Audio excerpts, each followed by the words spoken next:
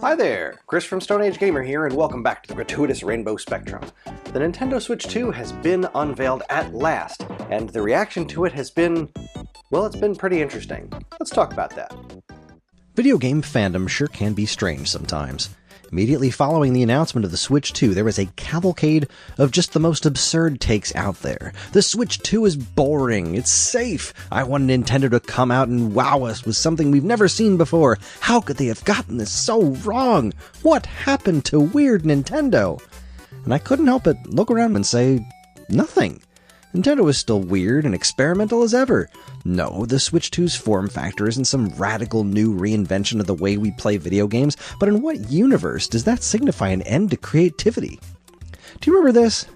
Just a few months ago, in October 2024, Nintendo launched an online playtest for some new quote-unquote game where a bunch of people worked together to build stuff. It featured these bizarre caveman-type characters, and the way Nintendo stopped people from sharing this thing around with people who weren't part of the private playtest, they just asked them politely.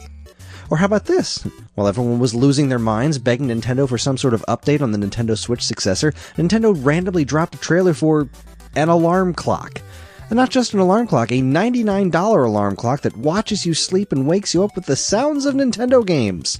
Or remember this one? Back in July, Nintendo released a trailer that showed nothing but this creepy dude with a bag over his head and asked the question, who is Emio?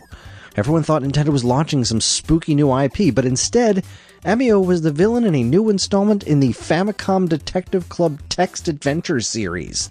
They also released their own music streaming app completely out of nowhere and revived the Endless Ocean series for some reason. No other game company acts like this, and that's just the stuff they pulled in this last year. The Switch generation may have brought traditional controls back as a standard for Nintendo hardware, but it brought with it some crazy creative stuff too. Mario Kart Live was a set of actual RC cars that you controlled with the Switch. They had cameras on them, and you could set up arrows and stuff around your house to create your own Mario Kart courses that you could race through on your TV.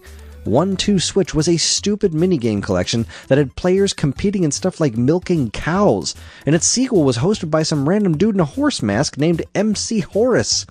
Ring Fit Adventure is an exercise RPG, like a literal turn-based RPG where you do battle by performing various real-life exercises by attaching your Joy-Con to something called a Ring-Con that measures various movements. There's a leg strap too because you have to jog in place to move around in the game. And the villain is a bodybuilding dragon named Drago, whose minions are all cute little creatures that look like exercise equipment.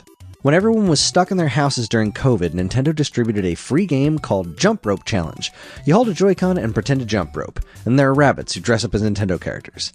And then, let's not forget Labo. Oh, my poor, poor misunderstood Labo. Nintendo dropped one of the most effective trailers I've ever seen in my life to show off their new game series called Labo, where you follow on-screen instructions to build the most bonkers video game peripherals imaginable out of freaking cardboard. There was an RC car that you could actually steer using the Joy-Con's vibrations. There's a full-size steering wheel that you plug a Joy-Con into, and it uses the IR sensor to tell if you're using your turn signal and which way you're moving the wheel, while the other Joy-Con goes into a gas pedal and uses the gyro controls to determine how hard you're pressing it. Then there's a cardboard fishing pole with string and everything that you place the actual Switch into and use the tension on the string in tandem with the Joy-Cons to actually fish. You can make a functioning piano. You can use that same piano to create custom fish for the fishing game. There's a cardboard backpack with an arm and leg strap that lets you literally run around in the game as a giant transforming robot.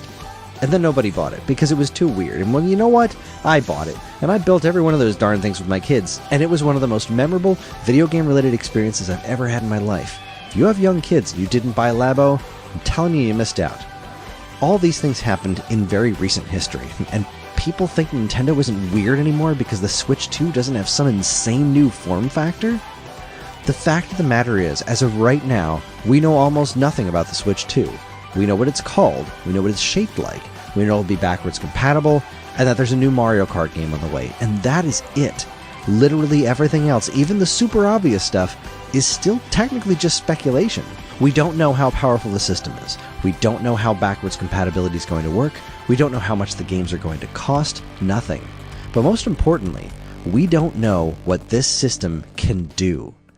The assumption going around that since the form factor isn't very different, the system has no innovation is completely unfounded and flies in the face of decades of Nintendo's decisions. The 3DS's form factor was remarkably similar to the DS, and if you judged that solely on its looks, you wouldn't have any idea that Street Pass existed. And Street Pass is pretty darn creative. To assume that Nintendo doesn't have anything weird up their sleeves is to ignore their history. Yes, it's entirely possible that the Switch 2 will just be a more powerful Switch, but there's literally a new button on that controller and nobody knows what it does. All signs indicate that the Joy-Cons can be used as a mouse. You really think the company that came up with 1-2 Switch doesn't have something wacky in mind to showcase that particular feature? The point is, Nintendo is still plenty weird. They've just learned some hard lessons over the past few decades. The Nintendo Switch's form factor was quite literally the culmination of all their previous hardware designs combined, from the detachable controllers of the Game & Watch to the touchscreen of the Nintendo DS to the motion controls of the Wii Remote. They aren't going to reinvent this particular wheel until they have to.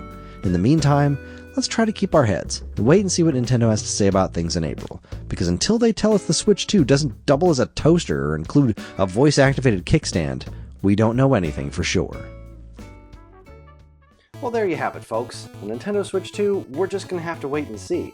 I think with the overwhelming success of the Switch 1, it's kind of easy to overlook just how innovative that thing has been. Yeah, it took a couple of steps back in terms of some degrees of weirdness, like the Wii U's Mii Wara Wara Plaza and Street Pass and whatnot, but things like Labo, like Nintendo is still very much experimenting with things.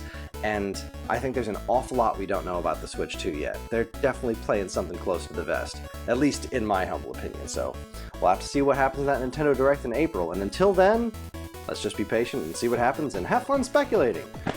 That's all I got. Thanks for watching, everybody. If you liked what you saw here today, please follow, comment, like, subscribe, share, and let us know what you think is going to happen with the Nintendo Switch 2. What is that button going to do? What kind of weird things are they going to do with that sort of mouse control with the Joy-Cons?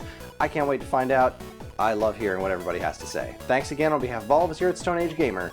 Keep playing games.